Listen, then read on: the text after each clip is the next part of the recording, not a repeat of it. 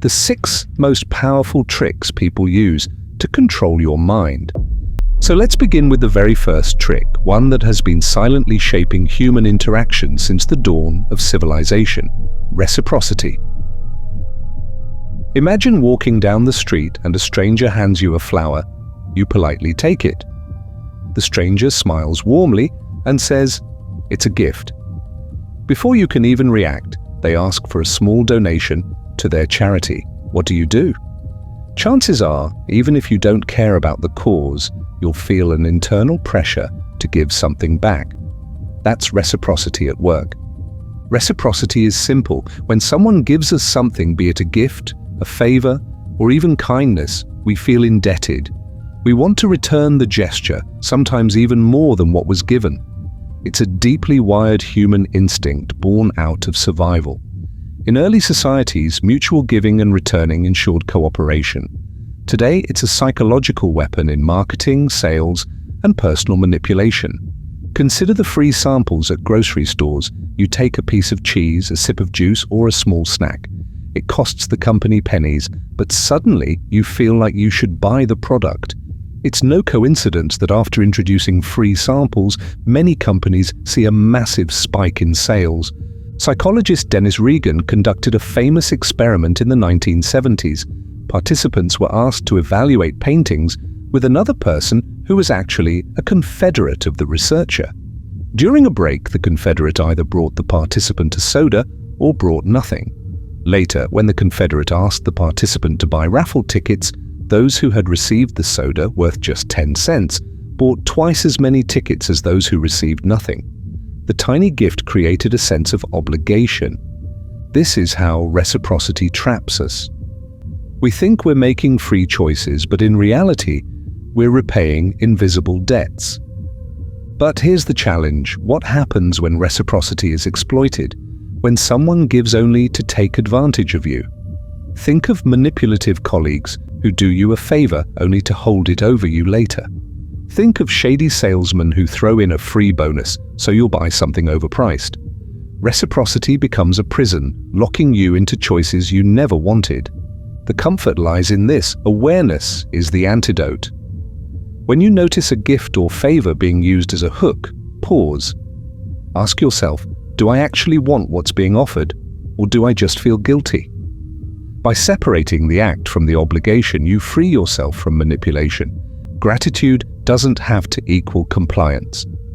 As the philosopher Seneca once said, a gift consists not in what is done or given, but in the intention of the giver.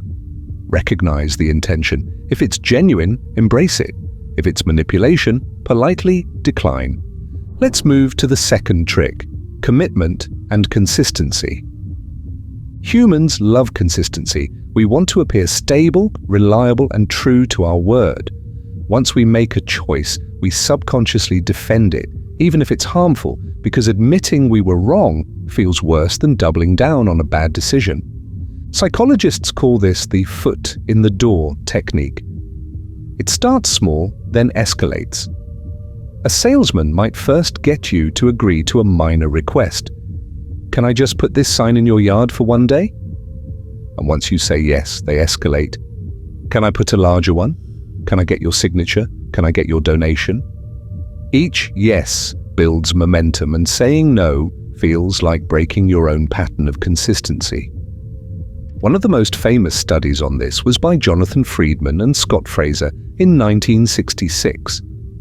They asked homeowners to put a small sticker in their window saying, "Be a safe driver."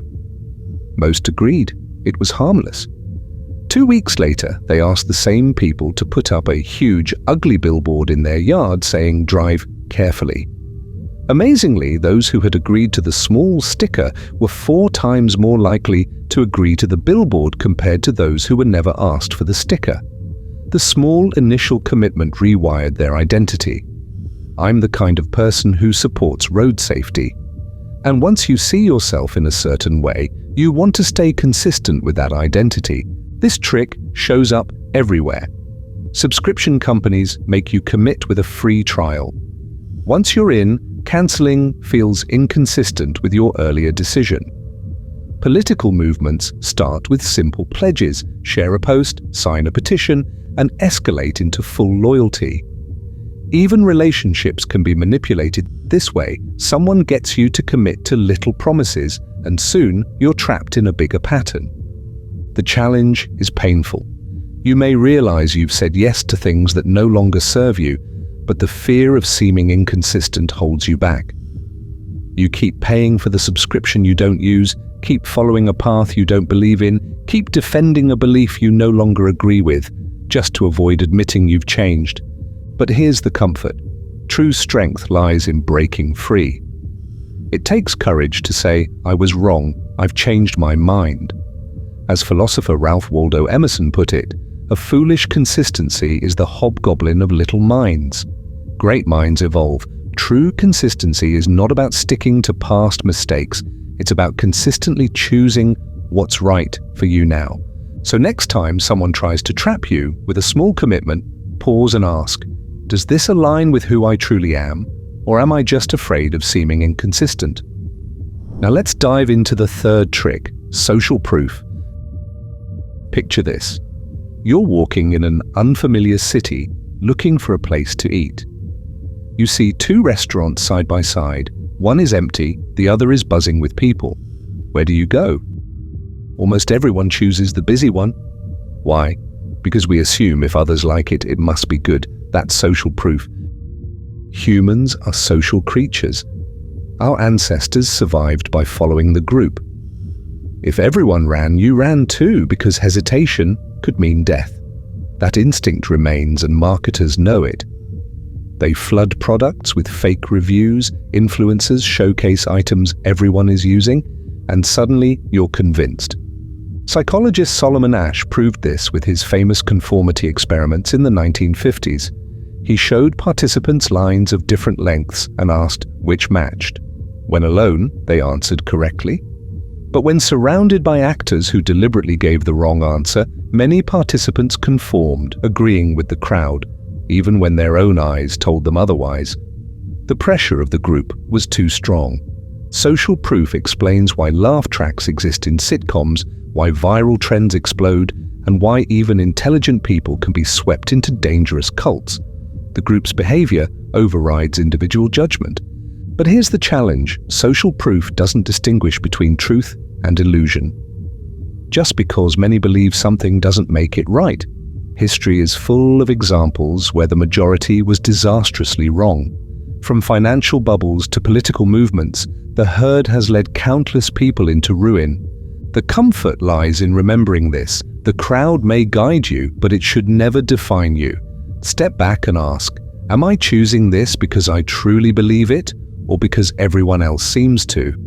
Independent thinking is rare, but it's the mark of true freedom. The philosopher Friedrich Nietzsche once said, madness is rare in individuals, but in groups, parties, nations, and ages, it is the rule. When you feel the pull of social proof, remind yourself, the crowd is not always wise. So far, we've uncovered 3 of the 6 tricks: reciprocity, commitment and consistency, and social proof. Each is powerful, each is subtle, and each is used daily to influence your decisions without you noticing. But there are still 3 more, perhaps even stronger: authority, liking, and scarcity.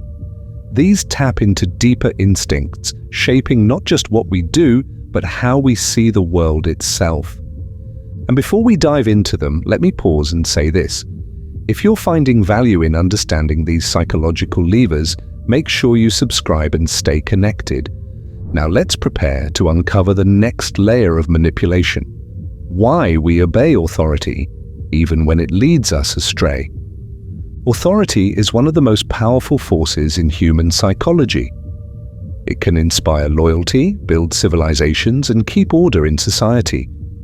But it can also be exploited to control, manipulate, and even destroy lives. Think about it. From the time we're children, we're taught to listen to authority, parents, teachers, leaders. Obedience is rewarded, disobedience is punished. This conditioning runs deep, and as adults, it doesn't disappear. When someone appears authoritative, whether through a title, a uniform, or even just confidence, we tend to comply, often without question. One of the most chilling demonstrations of this was the Milgram experiment in the 1960s. Psychologist Stanley Milgram wanted to test how far people would go in obeying authority. Participants were instructed by a man in a lab coat to administer electric shocks to another person, who was actually an actor, whenever they answered incorrectly. The shocks weren't real, but the participants believed they were. As the shocks increased to dangerous levels, many participants hesitated, but when the authority figure insisted, "The experiment requires that you continue," the majority complied, delivering what they thought were life-threatening shocks. The results shocked the world. Ordinary people, under the pressure of authority, were willing to inflict pain that went against their conscience. Why? Because the figure in the lab coat symbolized legitimacy. Authority silenced their moral doubts. This is the danger. Authority can override personal judgment. It shows up in corporate settings where employees follow unethical orders because the boss said so. It shows up in politics when citizens accept propaganda because it comes from official channels. It shows up in religion when false leaders exploit faith to control followers. But here's the comfort.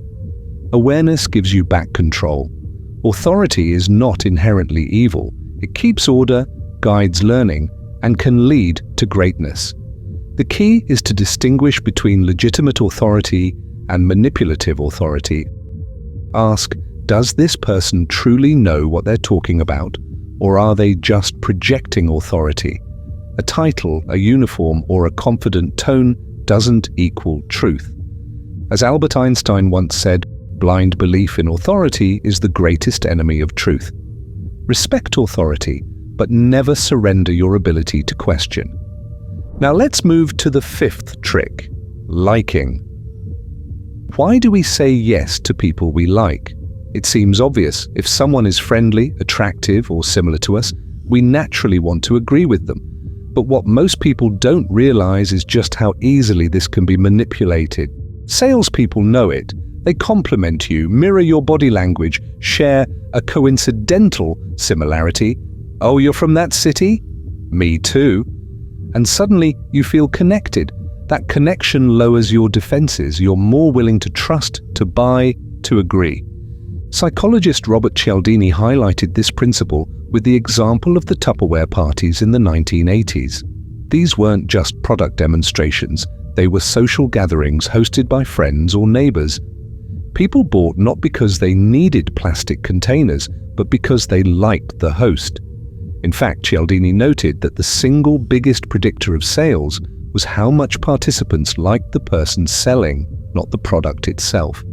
This goes beyond sales. In politics, candidates emphasize their relatability, sharing stories about their childhood, their family, their hobbies, to make you feel they're just like you. In the workplace, people who are seen as likable often rise faster, regardless of competence. Even in relationships, manipulation often begins with charm, flattery, attention, similarity, all designed to win your trust before taking advantage of it. The challenge here is subtle. Liking feels natural, even unconscious. We rarely stop to ask, do I agree because the idea is good, or just because I like the person? This is how people end up following charismatic leaders into destructive paths. But here's the comfort. You can enjoy liking someone without surrendering your judgment. Separate the person from the proposal. A kind smile doesn't make a bad idea good. A flattering word doesn't make a bad deal right. The philosopher Plato once warned, those who are able to see beyond the shadows and lies of their culture will never be understood, let alone believed, by the masses. In other words, most people fall for charm. To avoid being controlled, you must see through the surface. Finally, we come to the sixth trick, scarcity. Scarcity is the illusion that something is more valuable simply because it is rare or limited. When you hear only 2 left in stock or offer ends tonight, your brain shifts into panic mode. Logic takes a backseat. Suddenly you feel like if you don't act now, you'll lose forever. That's the power of scarcity. Marketers thrive on it. Think of Black Friday sales, where people literally fight over items they don't even need. Think of limited edition sneakers or concert tickets that sell out in seconds, driving fans into frenzy. Scarcity creates urgency, and urgency kills rational thought. Psychologist Stephen Warchell tested this in the cookie jar experiment. Participants were given cookies from a jar. Some jars had 10 cookies, others had just 2. Despite being identical, the cookies in the scarce jars were rated as more desirable. Simply being limited made them seem better. Scarcity is powerful because it triggers our survival instincts. In ancient times, scarce resources meant danger. If food or water was limited, you had to act fast. Today, that instinct is hijacked to make us buy faster, agree faster, commit faster, often against our best interests. The challenge is obvious. Scarcity pressures us into impulsive decisions. We say yes to bad deals, rush into commitments, or chase status symbols, all because we fear missing out. But the comfort lies in perspective. When faced with scarcity, pause. Ask, do I actually want this, or am I just afraid of losing it? Scarcity often magnifies desire, but once you step back, the illusion fades. As philosopher Bertrand Russell once said, the whole problem with the world is that fools and fanatics are always so certain of themselves, and wiser people so full of doubts. Scarcity thrives on certainty, the certainty that you'll regret not acting, but wisdom is in embracing patience. We've now uncovered all 6 tricks. Reciprocity, feeling indebted by small favors. Commitment and consistency, being trapped by our own past choices. Social proof, blindly following the crowd. Authority, obeying without question. Liking, surrendering to charm. Scarcity, panicking over limited opportunities. Each of these tricks is powerful on its own. Combined, they create a web of influence that can trap even the smartest minds. Politicians use them to win votes. Corporations use them to drive sales. Manipulators use them to control relationships. And the scariest part, often you don't even realize it's happening. But here's the truth, knowledge is defense. When you see these tricks clearly, they lose their power. Instead of reacting automatically, you respond consciously. You shift from being the puppet to the one holding the strings.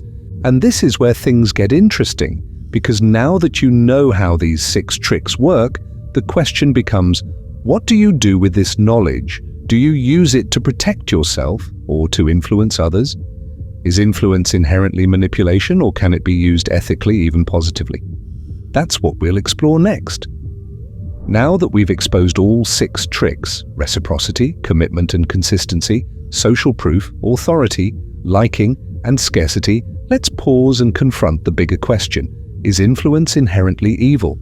The uncomfortable truth is this: influence is neutral. Like fire, it can warm or it can burn.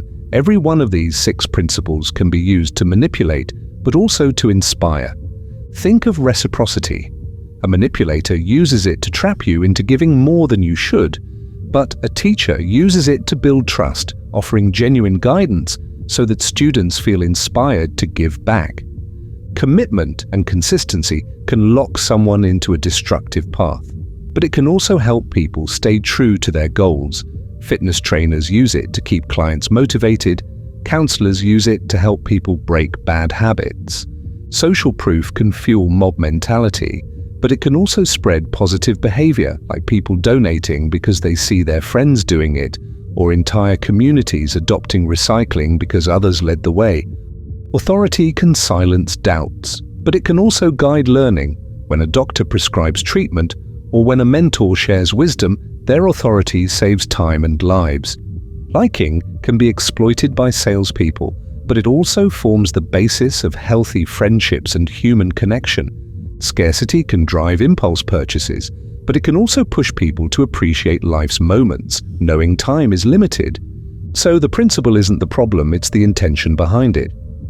Influence, in its purest form, is simply the science of human decision-making. The challenge is to see it clearly so you can decide when it's being used against you and when you might use it responsibly. As Aristotle once said, Character may almost be called the most effective means of persuasion. Influence without integrity collapses, but influence guided by character builds. Now let's get practical. How do you protect yourself when these tricks are used against you? Against reciprocity. When someone gives you something, pause before reacting. Separate the gift from the obligation. Gratitude does not require compliance. Ask, if there was no gift, would I still agree? Against commitment and consistency, watch out for small commitments that escalate.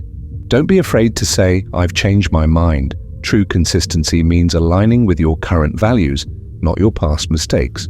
Against social proof, question the crowd. Just because everyone is doing something doesn't make it right. Ask, would I still choose this if I were the only one? Against authority, look beyond titles and appearances. Ask, does this person truly know what they're talking about, or are they just projecting power? Respect authority, but don't surrender your judgment. Against liking, separate the person from the proposal. A smile, a compliment, or a shared interest doesn't make a bad deal good. Judge the idea, not the charm. Against scarcity, whenever you feel pressured by limited time or only a few left, stop. Walk away for a moment. If the decision is truly right, it will still be right tomorrow.